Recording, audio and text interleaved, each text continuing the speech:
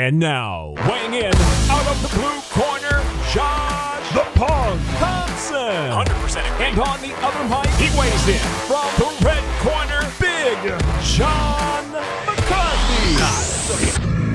Well, good day to everyone. It is the 4th of July, the day that we have been looking for. We've got the Independence Day shirt on.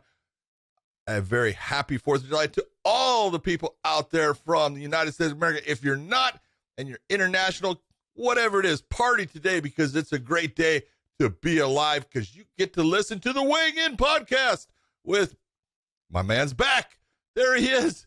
The real Punk is finally back. I don't know if we want him. We'll talk about whether we're going to keep him or not, but Josh Thomson coming back from a beautiful vacation, it looked like. I hope you had a good time.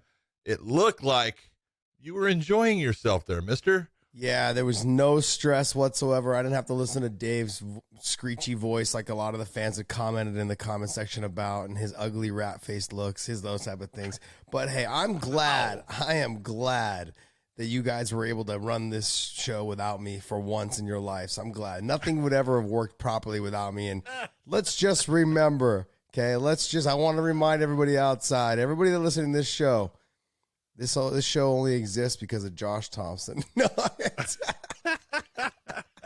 No, hey, you guys were awesome last week. I actually listened to you guys while I was out sitting on the beach with a Bahama Mama. And I was just enjoying the small little tiny waves crash on my fat toes.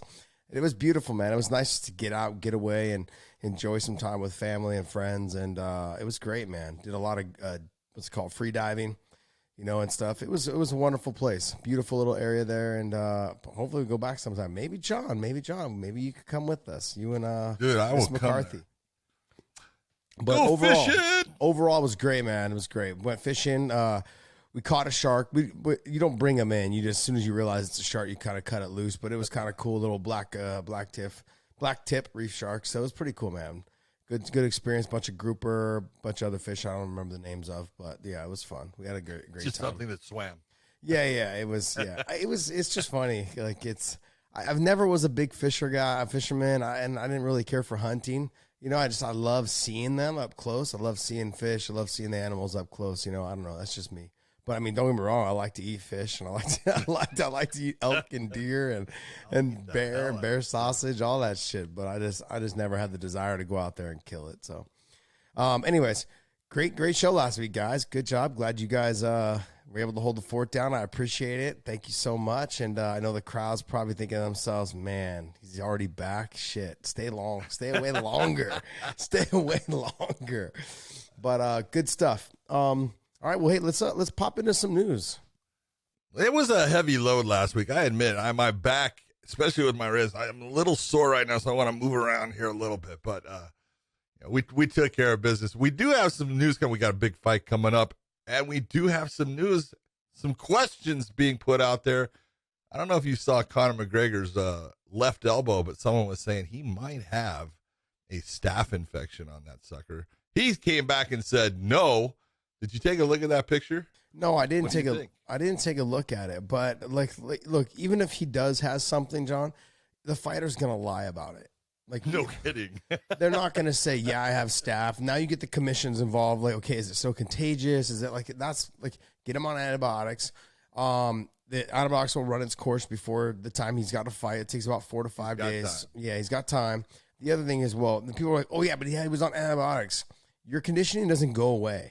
He'll flush it out when he makes weight. He'll feel fine as long as he's not on antibiotics by the time he fights, or during that week. Day before, day of. Yeah, so if he's what he should be doing, and what most people do when they cut weight, they water load, say Sunday, Monday, Tuesday. Then they drip it down to almost nothing. That should flush all the antibiotics out of his system if he is on antibiotics. And then Thursday, Friday you make weight, and then Saturday you whoop some of that. That's so I think he's going to be fine. I mean, if he's got it all, if he already knows he has it and he's on antibiotics now, he'll be fine. Yeah, I agree with you. I saw it and I go, look, it could be, it could be that, he scuffed his arm against, a railing or a side of a building or who knows, but he's not going to tell you, yes, I've got staph. That's because Conor's kind of smart. Well, who released the story? Don't ask me, man. Someone just posted a picture on Twitter. Someone took a picture. Conor was on his bike cycling and, took a bunch of pictures, posted them on IG, Twitter. Someone took one of the pictures and then zoomed in on the elbow and then posted it and then, started a snowball effect from there. True MMA journalism at its finest. Baby. At its finest. Oh, so you got it from a fan who was on a bike, who zoomed in on the elbow from 50 yards away. It's all pixelated. It gets to know. I mean, it's just this is the problem with they're doing whatever they can. MMA media is trying to do whatever they can to get people to hit the clicks and the likes button on their website. That's so it. And we're here doing the same thing right now, talking about it. But it's look, I mean, I understand the concern. If you're a fan, you're like, hey man, I want to see the best Conor McGregor fight the best Dustin Poirier. And so I get that, but the reality is that he would lie anyways about it. He's probably on the antibiotics. If he is on the antibiotics, it'll be flushed out of his system by the time it's fight time. I agree. So not much no to problem talk about. What else you got for us, Dave? All right, so with that, we're going to jump into the fight itself and do weighing in on the odds.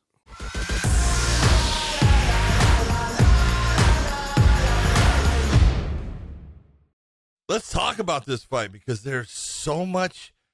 I hear more. I don't want to say crap because it's not crap. It's someone's opinion, so it's important, and I want people to know that I care about everybody's opinion. You hear that, Josh? I care about your opinion. I really do. Really? So it's so weird. I don't really get that vibe as come on. as John. I'm sitting here caring. As John talks over my opinion, it's like. I just continue to let you do it because I know old people, right? They have it set in their mind because if I stop you, you may forget what you're going to say. So this is true. This is true. We know that I'm the one that has the memory problem. Yeah. Yes. So. Yeah. This is so true. This is so true. Man, I see more people talking about, well, Conor does, so good in rematches. Are people forgetting that he rematched Dustin in his last fight? This has nothing to do with the rematching. This has to do with styles and what people do. And in the end, if Conor is that same guy that came into the cage in his last fight against Dustin and his style is similar to that guy, he's going to have problems again. Now, he can win the fight, especially in the first round. But if he continues with that heavy forward motion, lot of weight on the front leg, and a boxing approach, he's going to have problems with Dustin Poirier, and he's got to figure out that low leg kick because if he doesn't, he's going to end up in the same position of now he's being compromised. He doesn't have a base that takes away a lot of his power. All these things add up in the fight, and so really it's can Conor come back and be the Conor of, I want to say old, but the Conor of the past where he uses that, in and out motion. He's light on his front foot for the most part. He uses a more bladed stance. He uses the kicks that he was not using in that second fight. All of that is what really matters here because if you look at the odds, Dustin's a little bit of a favorite. He's minus 125 compared to a minus 105 for Conor, but it's basically a pick 'em fight. You're going with the person you think. The odds in this, as far as your thought process on who you're going to bet on, has nothing to do with it. This is, I think Conor's going to win, or I think Dustin's going to win. Yeah, GSP came out and said that he thought that Conor was good in rematches, and this is, in the terms of a trilogy type fight. I want to remind everyone, okay, I'm going to give you a full breakdown as quick as I possibly can. The reason why this fight is so effective or is so interesting in terms of styles is they're both southpaw. And that's what made that low calf kick so effective. Had one of them been a conventional fighter being right-handed, then the inside it would be more of the lead leg doing the damage to the calf, and it's not as effective with as much power. Now, the reason why I think that Conor has a great chance of winning this rematch, it's not because he's mobile and because I think he's got to do all that regardless. He's got to go back to the movement. But what he also has got to do is he's got to go back to him kicking the calf himself. Like he said in the first fight, he didn't realize the effect of that calf kick because he really hasn't been fighting during the time the calf kick is just taken off and taken over the sport. And so now if he wants to go out there, I believe that he's got faster and harder kicks than Dustin Poirier.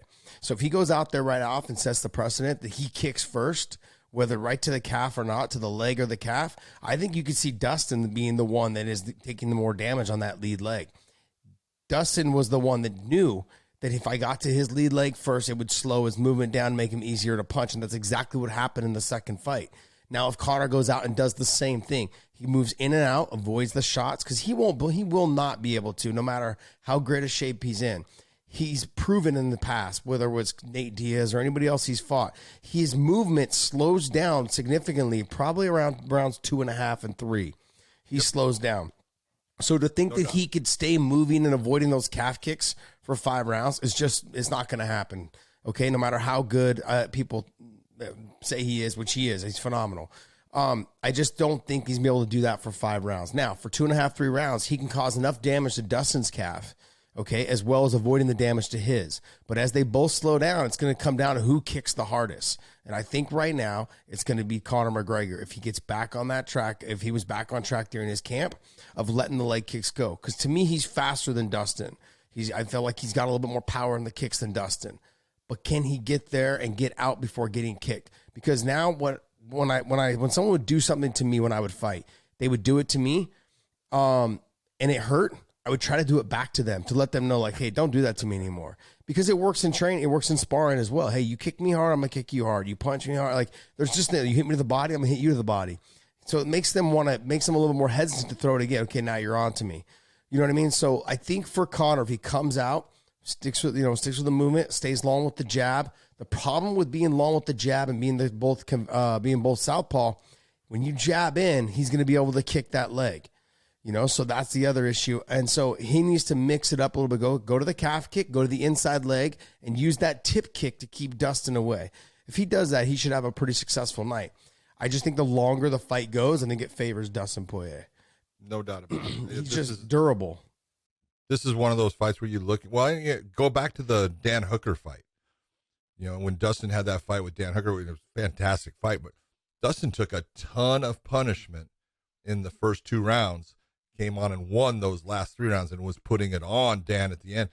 That's the durability that he has. That you look at Conor. Conor's a tough dude. I'm not saying anything, but he slows down considerably in the fight. So if you're looking at this, and if the fight ends early, in the first round, you got to look and say it's got to be Conor. What's the over-under, John? Over-under on it, my God, what is that? 150, minus 150 on the under of 1.5.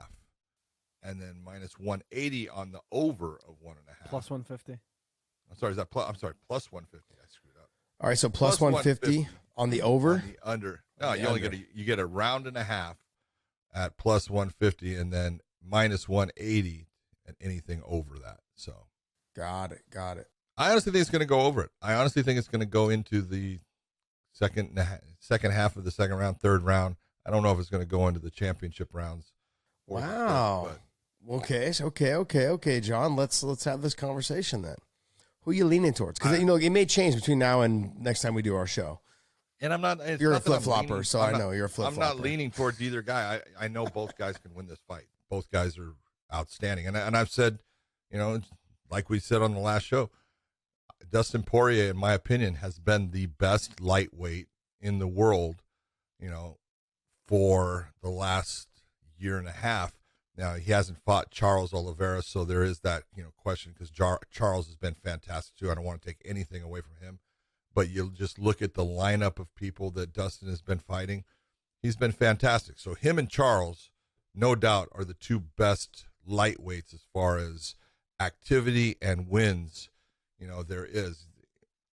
Since Dustin moved up, we were talking about it before, since he moved up to lightweight from being that featherweight that I thought he was cutting too much weight, he's really got that one loss. He had the 2 fights with Eddie, and we talked about, and all that stuff, but he had the 1 loss against Khabib. Other than that, man, look at the people he ran through.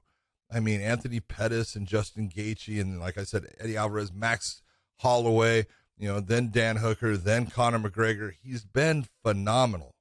So he's as good as any lightweight in the world when you're looking at what he's been doing in the last 3-4 years.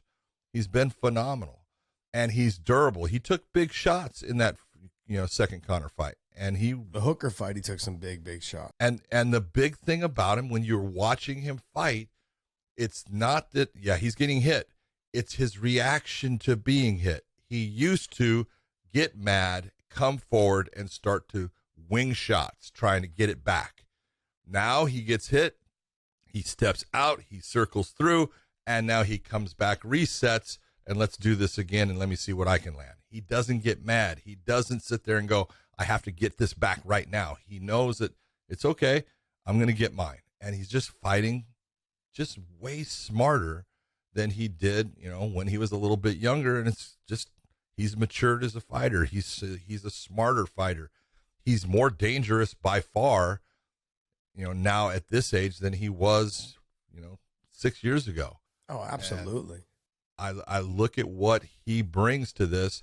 Yes, anybody can be put out, and Conor he's got great timing. He understands control of distance, and he's got power in his hands, and he can put any lightweight there is.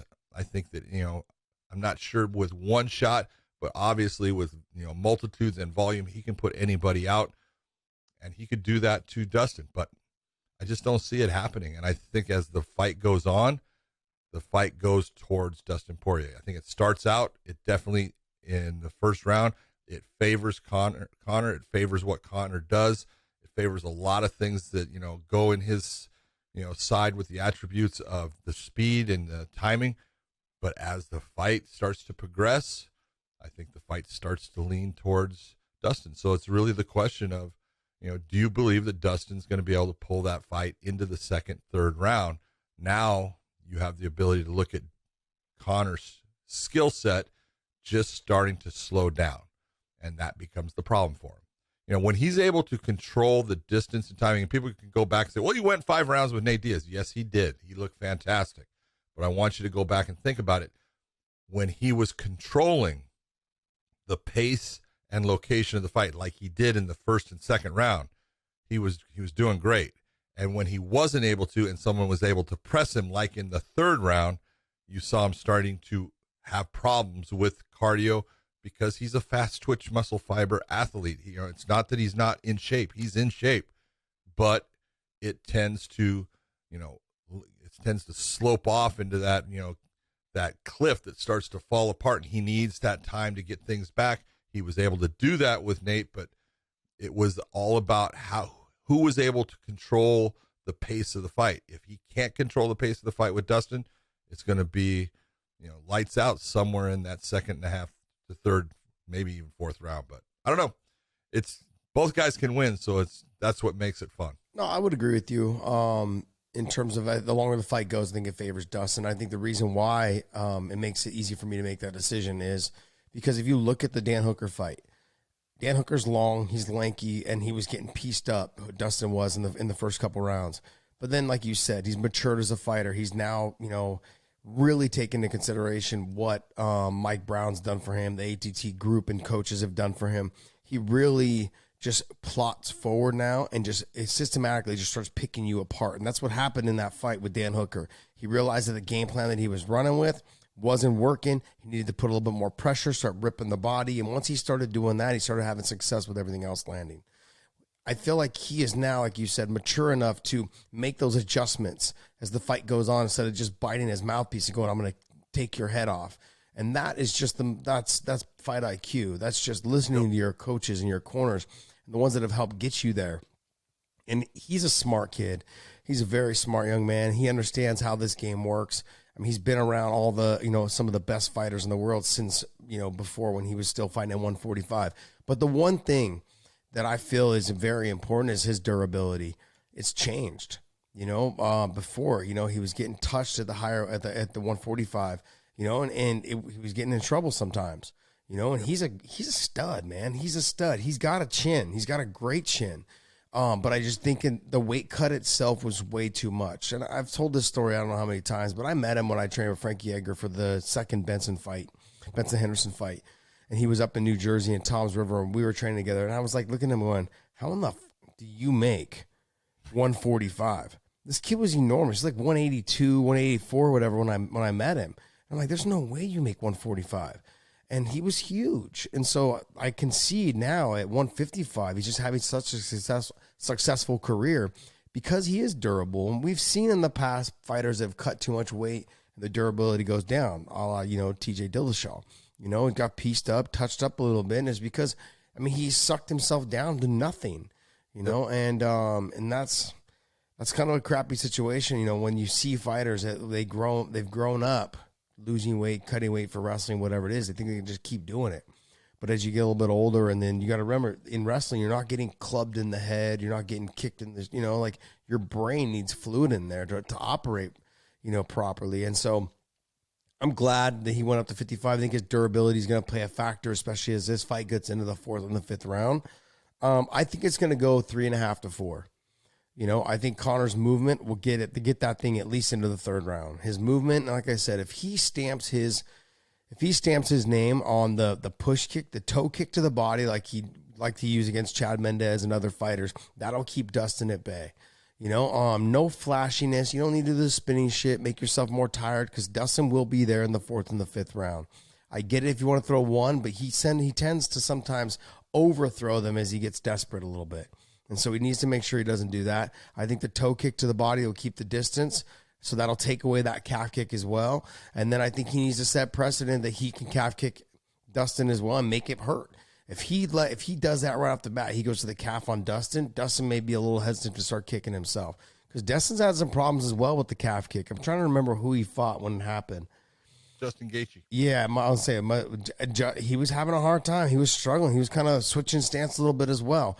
Don't get me wrong, he made the adjustments. And Justin Gaethje, I think, kicks probably harder than Conor does. From what everyone tells me, I haven't been kicked by either one of them, but everyone tells me that Justin Gaethje's got fucking donkey kicks. So I would believe that Justin will take at least a good 4 or 5, depending on the mark and the position of the kick. But I think Conor's got to set the tempo right off the bat. I'm going to kick you in the calf first because I'm a little bit faster and fresh right now. And as the fight goes on, hopefully you'll stop kicking me because I'll kick you back, kind of situation. They end up boxing, and you go to the toe kick to keep it distant. I'll kick you back. That's really what it comes down to, though, John. I think fighters, they look at each other and they think, if you do it to me, I'm going to do it to you, and hopefully you'll stop doing it. It doesn't always work that way, but it lets him know, like, when you kick me hard, whether it's a toe kick or a tip kick or whatever it is, I'm going to try to do the same thing back. And if I land it clean, you're going to be like, oh, okay, if I do it again, he's going to do it again. I don't know if I can take another one of those. And so it's like you said, it's a toss-up fight. I believe it's a toss-up fight. It's a 50-50 fight. It really comes down to who can implement their game plan. I'm just pumped to watch it, cover it, do all the things that we're going to do. It's going to be a great fight. I think it's going to be Conor before 3 rounds, and it's going to be Dustin after 3 rounds. So I'm a little bit off you. I think that it could be Conor 1 to 2, and then 3, 4, 5 is Dustin. I could go with that. Yeah, I can go with that as well. Close. Yeah. What else we got? Neither of you are doing plus 2,000 for a submission from McGregor? No, I am not going. I was thinking about it, but I'm not going to go plus 2,000 on McGregor for a submission. That probably is just not a good bet. But you could go. What do they have? Poirier by submission plus 600, possibility. Yeah, that's a good bet. Well, but the problem is Conor really doesn't shoot, and that's he shoots when he gets Dustin tired. Yeah, that's true. Good point. When Dustin catches guys, he catches them in that guillotine a lot of times. So, but even McGregor by decision is plus 500. That's not bad either. Yeah, I don't think it's gonna go decision. I just don't see it happening. I would not take McGregor by decision. No. The longer that fight goes, in my opinion, that's not working towards Conor's strength. Yeah, I don't see him winning the decision. He'd have to dominate the first 3 rounds and then skate by, I think, on the 3rd, the 4th, and the 5th. On the 4th and the 5th, I mean. Yeah, I don't see him winning the decision. I think Dustin, the way he, like the Dan Hooker fight, he plotted forward. He took away his weapons by getting inside the boxing range. Conor needs distance to execute all the things he does very well. He's not a very good inside boxer. I mean, maybe in boxing he is, but when it comes to MMA, there's just too many tools that people can use. So he's not great in the clinch. If you look at the stuff that he did against Nate, Nate's not a great clincher either. And anybody else, they're going to kill you on this. They're going to go back to Cowboy Cerrone and say, Josh Thomson, what is wrong with you? One shoulder strike Did you not changed the see him in dynamic the of the clinch fight. against Cowboy? I did. One shoulder strike does not make you a good clincher. And if I'm gonna say who's the better clincher, who's the better boxer in close range, I'm gonna say that it's Dustin Poirier. And here's the thing, I like both of them a lot. You know, I think they're both phenomenal fighters. That's the thing. Like, I know Dustin a little, like, as in terms of, like, I know him, I've talked to him. I mean, outside of us doing the show with Conor, I never really had talked to him before. You know, so otherwise, I mean, they both seem like I've known Dustin in terms of, like, he's a very humble, very nice young man. So I like him a lot. Yeah. Anyways, good stuff. Dave, what else we got, bud? No. So everyone, if you want to make these bets, go to mybookie.ag. We want you to go on there. You can sign in with the Weighing In podcast as your hashtag to put you in a position to bet on the Conor McGregor versus Dustin Poirier matchup. You do that, you can go to all these different things. You can even do little parlays to the different fights, because there is Gilbert Burns versus Stephen Wonderboy Thompson. That's a good fight. And you do have Mr. Shuey tie against Greg Hardy in a heavyweight match, and that might end up with a big knockout. So you can always look at the parlays to make yourself more money if you don't want to put a lot of money out, but just go to mybookie.ag. Sign up, weighing in, and good luck to all of you. Use that promo code Weighing In. They'll give you a little extra cash as well for your first initial deposit. So make sure you guys do that. And hey, if you guys don't want to bet on the fights, they also offer everything else as well. So they offer the finals of the NBA are coming up. You got hockey coming up as well. The finals there. Got a lot of things going on. Over. Oh, it's over already. Goodbye. God, I was gone all week. Yeah, Tampa Bay's up 3-0. Oh, are they? Damn. Oh, yeah, Damn. The entire country of Canada is crying. Sorry, Canada. Well, they haven't won the championship forever, man. Oh, well, you know, and hockey is so huge. If you've never been to Canada, people, hockey is on the TVs.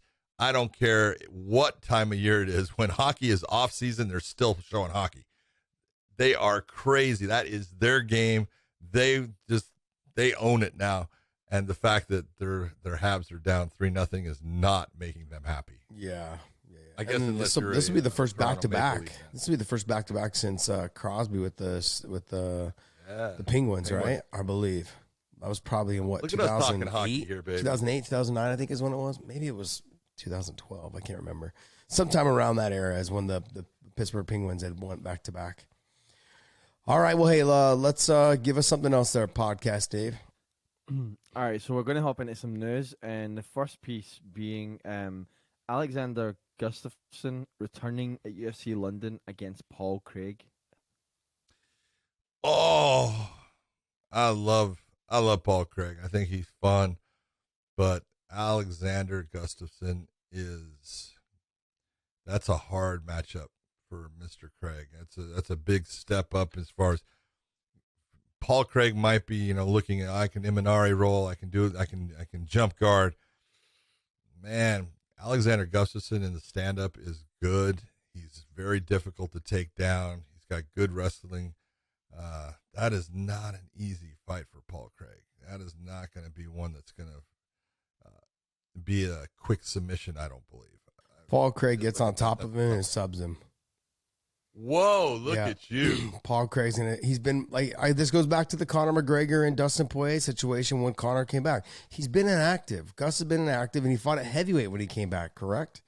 And then now he is. This is going to be at 205, I believe? Yep. Yeah. It has to be. It has to be at Paul Graig. Paul Craig's at 205. I just think the inactivity, and he's also, too, he hasn't had a win in a while. And so you and I are going to bet on this. I think the inactivity is going to be a factor. No, let's bet. I don't think his confidence is going to, I don't think his confidence is back. I don't think his confidence is there. And so, I love watching Gus fight. And I think you are right. 100% you're right. He's got amazing stand-up. But if you go back, and I know it's John Jones I'm talking about, but when people get on top of him, he's not always the same fighter, and I agree with you. Putting the heavy pressure. But Paul Graig likes to pull guard, which scares me a little bit of, in those terms. But he's damn good on the ground. you know, and I think he'll be stronger than Gus. I don't know if he'll be able to take Gus down though. Like I agree with you. He may have to like pull him down. He may have to try to like drop to a leg or something like that to get him in there. I mean, I don't know how he's going to eat a lot of shots. And Gus is the type of guy that he's not stupid. He knows I'll just back out of your guard, get back up to your feet. He's not going to try to jump in there and play the guard game at all with him. So we're gonna. I mean, it does make for an interesting fight. But I like the fact, I like what I've seen out of Paul Graig lately. And those long limbs, man, those long limbs of Gus, it makes it a little easier for Paul Graig to hit the attacks. It's so weird. He's got kind of a really basic game, but he's very strong in that. And he's good at pulling it in, and he hits it at the right time. Yeah, it's very true. Very true. I mean, we just saw what he did to his last opponent. You know, I know that last opponent is not Gus. I get that. I know he's not the same level as Gus. But, I mean, Gus is also getting a little bit older. Gus has been inactive, and like you see these fighters somewhat kind of do a 1 foot in, 1 foot out, thinking they're going to come back, and this ain't the sport to do that with. You want to do that shit? Go to baseball, man. I agree with you there.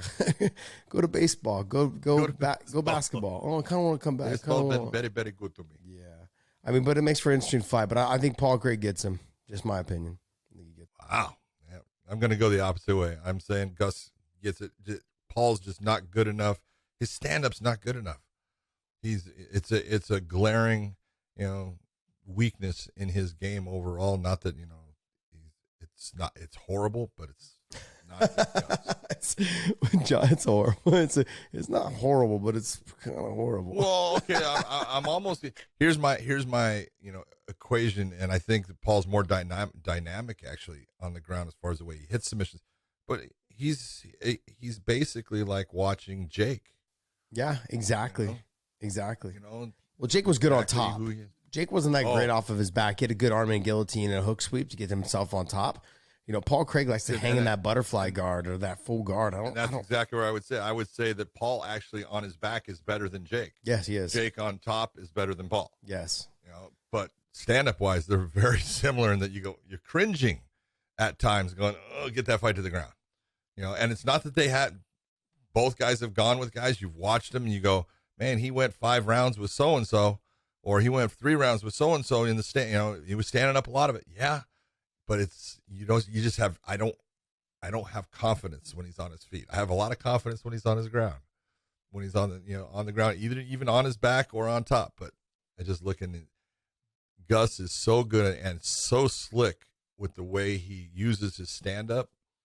In my opinion, Paul's going to be having to dive on the ground for things. That's usually not a good way of winning a fight. Yeah, that's true, because then also, like, you have to remember, Gus is not going to get tired. He doesn't slow down. Like, even when he fought at heavyweight, he kind of slowed down a tiny bit because it was the weight. I believe the weight, just carrying the weight. But he's not going to get tired. Like, he's someone that fights a very smart fight majority of the time. I think Paul Graig's going to have a hard time getting him down, but if he does, I think if he can make Gus fight from his back or from the carrying his weight for 1 round, that will slow Gus down. And the takedowns will get a little easier as they go. Look, I love Gus, but I think really what it comes down to is, to me, it's the biggest thing is the inactivity. Being inactive, and then you fought at heavyweight, now you're going out of 205, so probably you're in better shape, or you're just going to, your performance and your time and everything will be better. But you've been inactive. There's nothing you can't supplement that. That's the problem. Like, yeah. We saw that in the Conor and Dustin fight in their last fight. So I think there's the potential of us seeing this again. So what else you got, Dave? Next piece of news, Robert Whittaker admitting that trash talk from Israel got in his head, and he was very emotional the last fight. He was on some radio show, excuse me, and he said, he told they brought up Israel and obviously the rematch, and he said, let's not talk about Israel. He's a shit person. A piece of shit is too rough, too harsh. He's a shithead. I don't like him. He doesn't like me. 2 cats from two different paths that don't get along. And he continued, the last fight was kind of very emotional. I was in a bad place for the sport itself, for my career. I got emotional in that fight because I don't like him very much on top of everything else that was going on. I lost my cool. I wasn't really feeling like I should fight like I normally fight. Props to him. He got in my head. I think he's a shithead. So just kind of that, and then like with the rematch, Are you potential, getting this shithead theme? Yeah, a little bit. Coming a little bit here. Yeah. Love it. I think this goes to, we've talked about this, John. You've seen it, I'm sure, inside many the cage, reffing fights. You see it. Like, fighters don't fight well when they're angry. Like, there's this misconception that, like, oh, I want to get mad. Like, you hear guys at the bar all the time, oh, when I get mad, man, I just see red and just people just get hurt. Yeah, I'm like, good. all Usually right, you buddy. see red and then you see nothing. Yeah, like that red Independence Day shirt you got on. Beautiful. Yeah, buddy. ProWrestlingTees.com/Wayne and use the promo code and still real quick on that. Just want to let you guys know where to get one. Available only today, by the way. It shuts out in last day today. Yeah, it just you can't fight mad. Just I've fought mad a couple of times with some of my worst performances. And other fighters, I've seen other fighters get upset and get angry. You see it when fighters have to fight people from their same camp. Sometimes they get angry. That situation, I would say John Jones, Rashad Evans. Like, Rashad didn't look great. No. Don't get me wrong, John's amazing, but Rashad didn't look good, in that fight. When there's animosity, there's anger, there's people getting each other's heads. It just, you don't fight right. You don't fight smart. You don't fight right. You're not the same fighter. So I could see that happening. But what's he going to do to combat it? That's the problem. Like, all he talked about is he keeps hating it. He doesn't like it. He's a shithead. Your perfect example is, now here, the one thing I will say that was different. Conor McGregor against Dustin Poirier the first time. Conor absolutely got into Dustin's head. Just, he was renting space in there. He was living for 24 hours a day in there for a while. It got to Dustin to the point where Dustin wanted to kill him. He wanted to hurt him bad, and that usually leads to you not doing well in a fight because your emotions cannot be part of the fight game. Your brain being smart, you being relaxed, you being calm and thinking allows you to be effective in a fight. So, second fight, Conor didn't pull the same stuff and was not even trying to really get into Dustin's head much. He was kind of being nice to him, and you didn't have that same effect. And you saw Dustin going in there just to be a workmanlike effort, and look at what occurs. He didn't take those, chances of trying to go after someone when there was no reason to at that time. He did, things that were smart. When he got hit, he backed off, did all the things that we look at smart fighting being. And so when you're angry and someone hits you, you want to hit them back right away. And I honestly think, you go and you look at Robert Whittaker had a fight against Derek Brunson. You go and you watch that and you watch how out of control Derek Brunson was in that fight. And it was like, what are you doing? And it was almost like he was fighting angry. He was trying to hurt Robert Whittaker. And Robert Whittaker would just step back and land his shots. No emotion at all. And there shouldn't be that emotion. You should just be nice and relaxed. And I thought in his fight with Israel, he was trying to load up and knock Israel out with big one-punch shots. And he was getting tagged because of it, because that's what Izzy can do. He's that good with his counter-striking.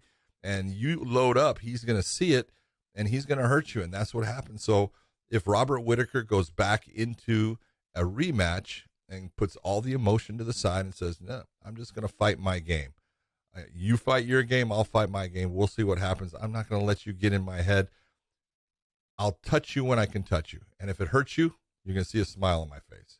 And if it doesn't, then I'm going to hit you again till it does hurt you. And that's the way to look at it. I think he's right. I do think that he allowed Israel to get in his head. And when that happens, usually, not always, but usually, you're going to come out on the short end of that stick. So I think it's good that he's able to actually look at it and be honest with it and say, yep, he did. Yeah, but he's got to be able to make the adjustments. That's the thing. Will he start going back to that once he starts getting touched a little bit from range? That's the thing. People get frustrated with Izzy, not so much because, sure, he does talk some shit, but that's the fight game. That's the fight game, though. They will talk shit. And you have to learn to just block all that out. What's hard to deal with is when you try to get in on someone who's long and lanky. I know everyone in the comments love when I say that. But when he's long and lanky and you can't reach him, and Whittaker having a hard time getting to him, trying to touch him. Then now you start throwing haymakers. What you saw with the Marvin Vettori fight is classic, like Izzy style, right? Let me hit you, let me touch you, make you reach, let me lunge in, all those things. That's what Izzy does best. You know, and John did it for the longest time. John Jones did it as well for the longest time. Conor as well. Making people lunge in and try to get to them. And all you're doing is opening yourself up, whether it's to the push kick, whether it's to the front thigh kick from John, like things like that. And the long jab. Those are the things that are super effective. And all that does is build up frustration and makes you fight even harder, wants you to fight harder. And as you fight harder, guess what? It's like quicksand. You just start sinking lower and lower and lower, and there's nothing you can do the harder you fight. And that's kind of a position that I felt like Whittaker was in last time. But he started off mad. He may not start off mad this time, but by the second round, if you're not touching him, you start to get frustrated. And we've seen that with Marvin Vettori, Paulo Costa, those guys. They have a hard time getting to him because they can't reach him. And when they can't reach him, it gets frustrating. And then that's what builds up. It starts building up from there. And then as that goes on, Izzy starts going, I got you, bitch. I got you. And then that's even more frustrating. Like, you missed me. Or, I got you. All right. And like, it gets frustrating. And then more stuff adds up. And it's just, like I said, like quicksand. But we'll see how if he makes the adjustments. I really like Robert Whittaker as a fighter. He seems like a wonderful person. I don't know anything about Izzy. So other than the fact that he's a great fighter, I don't really read like a lot of the, I don't really read a lot of articles, you know, in terms of when they start talking shit to each other. I don't think you really read. Yeah, I don't do math either. So, but I think I'm looking forward to it. I think it's gonna be a great fight. I think it'll be better than the first one. What else, Dave? All right, next two pieces kind of merging together. So, earlier in the week, the Sarah Alpar, who is a UFC 125er, came out and basically was saying that she couldn't afford to get through fight camp. She was asking for donations, and then Jake Paul came out, and this was his comment was, shaking my head. Imagine a rookie in the NBA had to start a GoFundMe to play. I let Sarah know she has my support and contribution. It's my honor and privilege to help a fellow fighter in any way I can. So Jake Paul goes and donates $5,000, and then someone else goes and donates $25,000. So just that kind of, you know, Jake Paul continuing to make that point about the UFC underpaying fighters. And then Chael Sonnen comes out and basically defends fighter pay by talking about his first, paycheck in the UFC was $2,000 to show and $2,000 to win in 2005. And he says, you know, the minimum pay right now is $12,000. And, you know, for any, I want somebody to show me any company that's increased pay by 6 times in the last 15 years. Since 15 years ago when he, was paid $2,000 to show $2,000 to win. So, Chael Sonnen on the defensive side for fighter pay, Jake Paul obviously on the offensive side, and then this whole Sarah Alpar situation itself with the asking for help to get through fight camp. Well, I talked about this whole thing the last time with Sarah Alpar. So, Josh, talk to me about this situation with Sarah. I thought it was nothing wrong with her making a GoFundMe page. I thought it was smart. I talked about, look, if, all you people out there talking about this for fighter pay, well, here's your chance to help with a fighter and help them get to that next level, hopefully, and stuff. So I think, hey, Jake Paul, way to go for giving her $5,000. But let me hear what you have to say, Mr. Josh Thomson, since you've been in this situation. You know what it's like to be that fighter that hold it. You were getting how much money when you started? Because I think you were fighting in the UFC about that time that poor Chael was making $2,000 and $2,000. Chael was after me, like 5 years after me. I was making 2 and 2. I made $2,000 and $2,000 for my first fight in the UFC. I actually made $2,000 and $2,000 to fight in the WFA against Rob McCullough. So I had that fight, and then I made 2 and 2 to fight in the UFC. I made 4 and 4. It was 4 and 4, and then I was supposed to make 8 and 8 to fight Yves Edwards when I lost. So look, I don't know the full situation. Is she married? Does she have kids? Is she single? Where does she live? Like all those things play a factor. Look, I lived in the Bay Area making 2 and 2, which wasn't a lot, and I also had a full-time job. So I was doing that to help myself get by to train. So I would, I'd go to work at 5 a.m., get done by 2:30, get to AKA after some food and, and some shower and get to the gym. And I'd be there at like, say 4:30, 5 o'clock, and I'd be there all day. I'd be there all night, I should say, the rest of the night until about 9:30 at night. And I couldn't afford a lot. I mean, that's really what it was. But I look, the times have changed. Like the level of competition has changed, but a lot of it has to do with money management. And I'm not saying, that's why I say, I don't know her situation.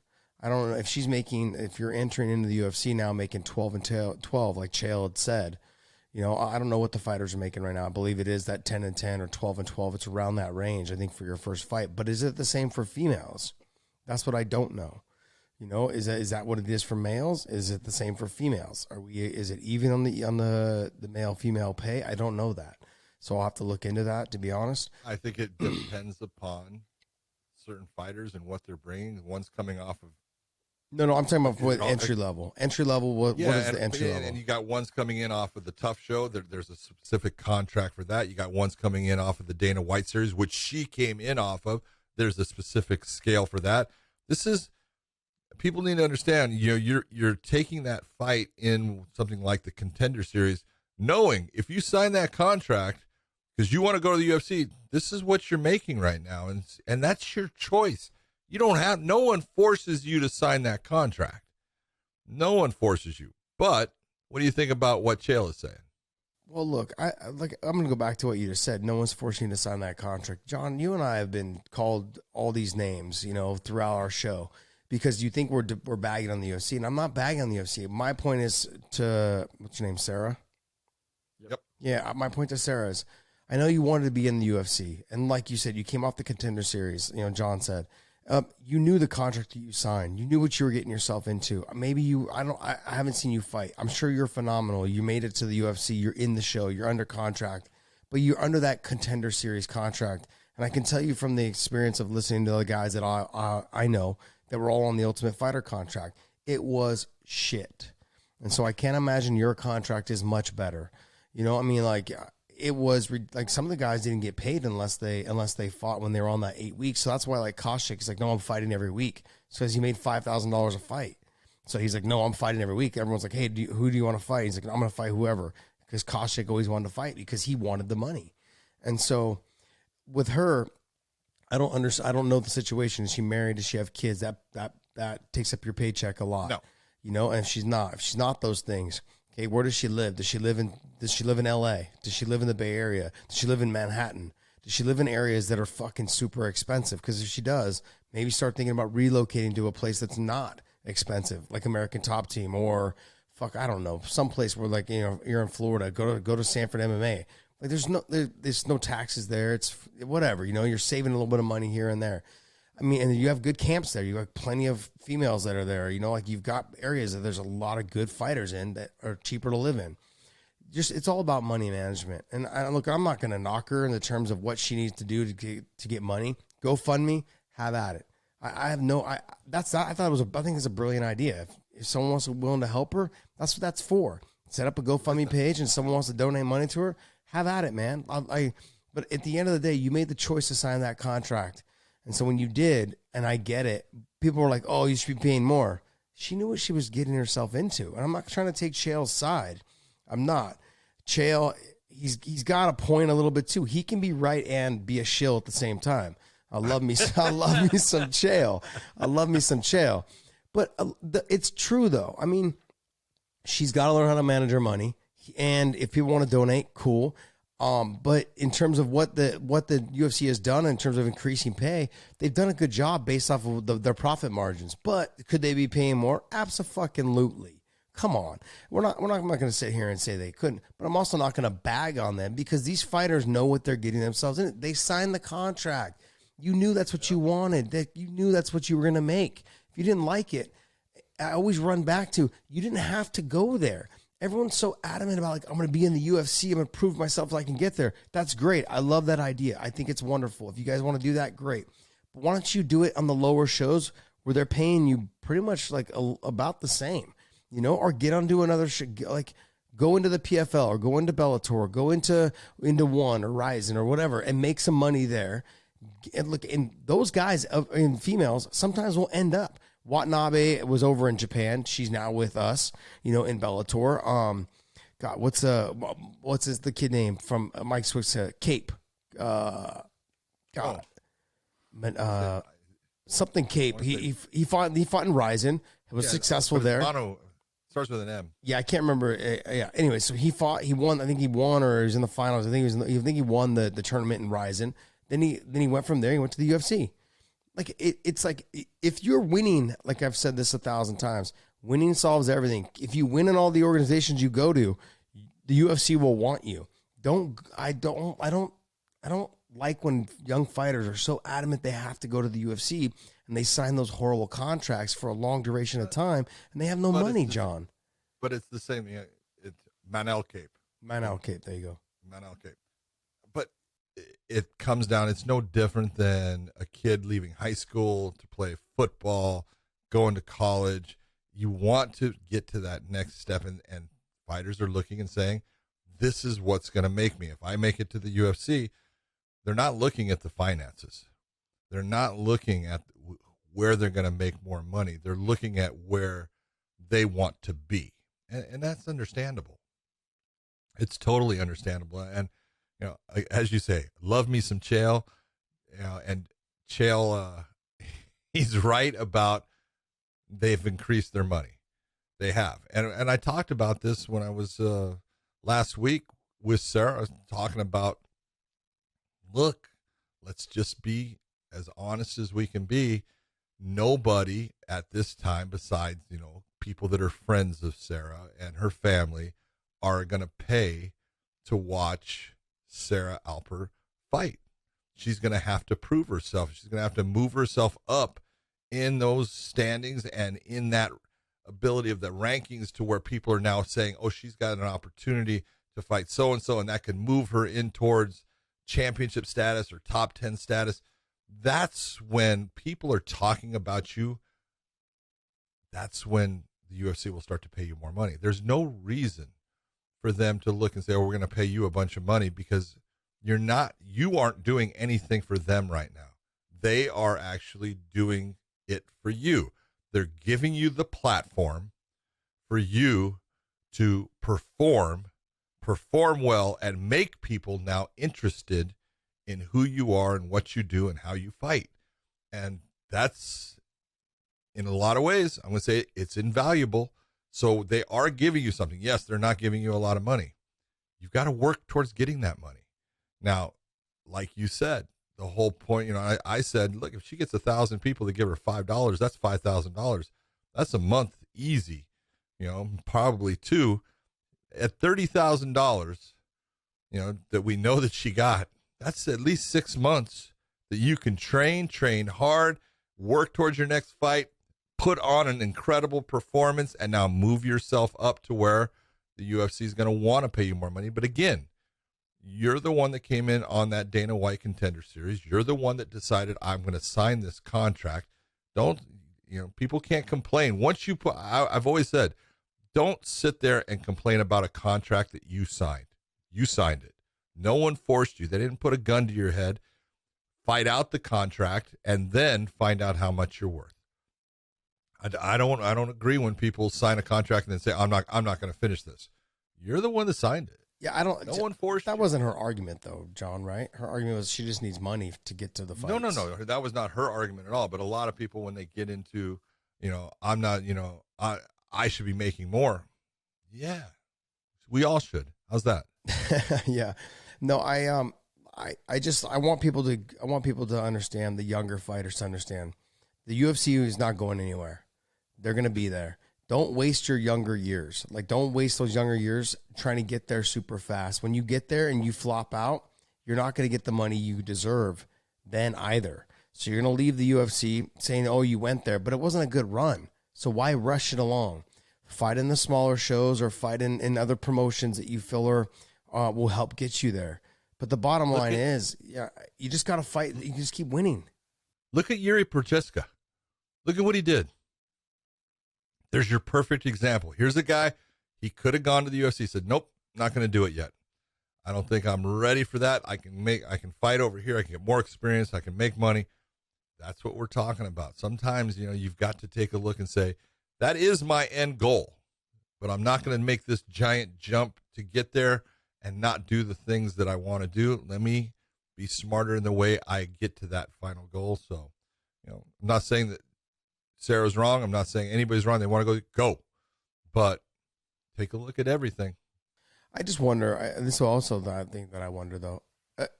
Jake Paul is just doing what Jake Paul should be doing. He's just bringing more attention to himself. He's sticking it to Dana, but he's bringing more attention to himself, which gives him more followers, just makes him more money. Brilliant idea. Yep. I'm not going to discredit what he's doing. Even if I don't like Poodle Hair Pony, I don't like him, but I don't have anything against him. It's just I like to say that because I know it gets his base riled up. But with her, I just hope the UFC doesn't hold us against her, because we do know that there's been some grudges that have happened throughout the sport over the years, but even though people are going to say I'm not talking bad about them. The UFC does a lot of great stuff. The UFC Institute, the Performance Institute, is on hand for all the fighters to use. Brilliant idea. I think it's wonderful. Also, too, anytime there's something that's really wrong with one of their athletes, if you call up Dana, you call up someone there, say, hey, I need help with this. I need somebody like maybe a specialist or someone to see me. They provide, you guys, let's not forget, they provide that insurance. That insurance covers you while you're training for any big, large injuries. $1,500, I believe, is what it was when I was there. It was $1,500, and it covered any surgery I needed. I had 2 surgeries during that time. It goes up to $50,000, right? I believe so. None of my surgeries were that much. It was like $30 to $40,000. But still, regardless, I had backup insurance as well that I paid for. And you talk about that PI. It's not only the training; they will actually feed you in the morning and lunch. That's incredible. You're going to have to figure out how to get your own dinner. But when I was, walking through there, they would actually feed the fighters. Fighters didn't have to pay for it. That's phenomenal. See, that's like you're cutting a lot of your expense there. I think that's why a lot of people are moving to Vegas now, especially the ones that live in the ones that fight in the UFC. I know the AKA was talking about opening a gym there because it makes it easier for all the fighters to just go ahead and live at the Performance Institute, and start basically like train there or eat there or do whatever it is, and have their recovery sessions there, all that stuff. So, who knows, man? I just look. I'm not taking her side, but I'm happy for her that she was able to get some money. But she did sign the contract. I don't think she did anything wrong. I hope the UFC doesn't hold it against her. I think Chael has a very valid points in terms of fighter pay has gone up a lot. Since him and I have been doing it, but. And there could be some room, though. I think there is some room for some gains. They said like it's what? They're getting 16% of the pie. Am I correct? 16 to 17%, 17%? 17, 18, somewhere. I feel like you got to get it up to the 20 to 22%. Somewhere in there. Yeah, everyone's like, oh, it should be 50. Look, no. Let's slow it down right now, okay? Like, I'm all for fighter pay, and I want the fighters to have the best, but you got to gradually do this, and it's not as if the UFC doesn't provide a ton of other things for their athletes. They do. It just sucks that they're all in Vegas, for the people that don't train there. But it's kind of smart, though. There's no income tax there. People can fight there, train there, not have to pay their state income tax. So I think it's a good idea for a lot of these athletes to, if they are going to move, or go to Florida where Sanford MMA is, or American Top Team or whatever. But there's plenty of top gyms that are out there that are phenomenal, so.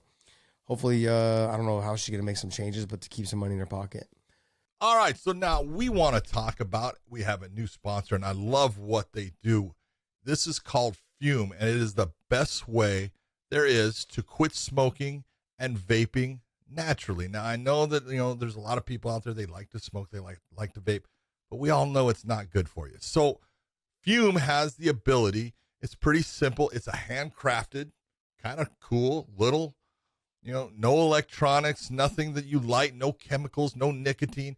Instead, they use these infused cores. You take the core, you kind of pull it apart, then you stick it in here, and you take a nice, easy pull. It's got a nice flavor to it, nice feeling, and it has no effect. It's essential oils. That's what's important.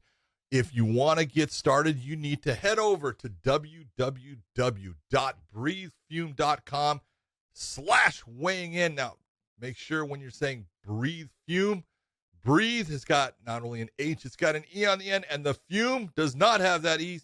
It's just F-U-M, and you will get 10% off on this incredible product. It will help you quit your smoking. It will help you quit if you are vaping, And it's also good for other parts of just healthy living. It's an essential oil. It does nothing bad for you. I can tell you right now, I have asthma. I don't smoke anything. I've never put anything. I hate putting things in my lungs. I love this thing. To me, it's almost like I can use it like gum. It makes you feel like you get this nice aroma inside of your sinuses and everything. It's fantastic. Josh, I know you like it. Talk to me about what you think about Fume. Well, the reason why I like it, John, is I have nasal problems from being punched in the face for so Everyone many years. knows you have nasal problems. So I have nasal problems, and I have cauliflower in one of my nostrils, and I've got a deviated septum in the other. But it also helps with like the drip. I have like a drip in the back of my throat just because of my nasal cavities are tore up. So this has actually helped quite a bit. It's making it a little easier for me to breathe. Also, like you said, I really like the idea of it has the peppermint smell, peppermint taste, clears everything out. It's almost like a vapor rub on your chest, but without that. Yeah. That's the thing. I like that feeling. I like to feel like my nasal cavity is clean and clear for me to breathe, because that's very rare for me, to have, to be honest. It's been that way for years. So it's real quick. It's easy. And like you said, there's no harm, no foul. Like if your if your kids pick it up, it's like you're not stressing about whether they're going to smoke it or not. There's no smoke. There's no fumes. It's like you said, essential oils. You put a little filter in the front of it. You just hit on it every once in a while, as you feel like you need it. I have a little bit of a cough, obviously from that cough, from my nasal cavity and the drip. So my back of my throat tickles a little bit. This, when I am actively using it, it helps quite a bit. And so those are little benefits that I think from a fighter's perspective, that you might want to use it for. Anybody else that drinks a ton of coffee, I've also noticed that it kind of will help with that too, that scratchy throat that you get from coffee. I've taken it after that and used the fume after that, and it also actually helped with that as well. So there's a lot of little things that I've noticed that from me that it benefits me. John, on the other hand, like he said, he loves it, he likes it, and anything to help clear the passageways for that big schnoz, I'd love it. Hey, anything that helps me breathe easy, I'm all for it. And all I can say is, look, it's not only for quitting smoking, it's also they have different flavors. They have peppermint, they have invigorate, they have lemon berry, they have bubbly lime. They got all these different flavors, and every one of them I've tried, a little bit different, and I really like them all. And the best part, you want to take it on the plane. If you're a smoker, you can take it on the plane. You can do it on the plane. No one's going to say anything because it's not smoking and it's not vaping. There's nothing more here than the air that you're breathing. It's an awesome, awesome product. Everyone, go try it. You're going to like it. All right, so you guys are ready to get into some fan questions? Absolutely. That's what we right. do. So first one is actually not on the screen, so John, you're not seeing it. But the first question comes from Jack Pallet, who wants to know, do you guys think they should try and make Nate versus Tony at 170? I don't think Nate would take that fight. I don't think exactly. That's my point. No. It really is a mute. Is it moot or mute? Mute. Moot point. Okay, moot point. I think that was mute. Like moot point. Regardless, I don't think it's gonna happen. Okay, Nate's not taking that fight. It's not a big cash fight for him in terms of the people he can fight. He's gonna sit around. He's gonna see if Conor loses, he's gonna say, "Hey, why don't we fight?" If Conor wins, he's gonna say, "Hey, why don't we fight?" There you go. That's what's gonna happen. So. I think that's where it's going to end up, just to be honest. So, yeah, I really don't. I agree with Josh. I'm sure Tony would take that fight. I don't think Nate would take it because he doesn't see anything that's going to help him in any way fighting Tony. He looks for that, that fight that interests him, that he thinks can do something for him. And the real fight that's sitting out there for him. He already got into with Kamaru Usman a little bit, and Usman's already saying, I'll fight. Well, they're not going to put Nate right now, even though, look, Nate puts butts in seats. This is what we're talking about with a fighter that people want to see, but they can't put a guy that's on a losing streak the way that Nate is into a championship fight. So that is not going to happen, but they can definitely put Nate against Conor again, especially if Conor doesn't win. They love taking two fighters coming, into a scenario both on losses because they know one's going to come away with a win. So that would be the fight that I would see them putting Nate into, and that's one that he would take. Yeah, I don't want to sound negative. I like that fight though. I like the Tony Ferguson and the Nate Diaz fight. I would love to see that fight. Style-wise, it'd be a fun fight to watch. It'd be an amazing fight. I don't think Nate would take it, and I think that's where the buck would stop. That's it. You know. So, what else? Next question from Joseph Pullen, and he asks, how would Khabib do in welterweight? Would he stand a chance against the top of that weight class?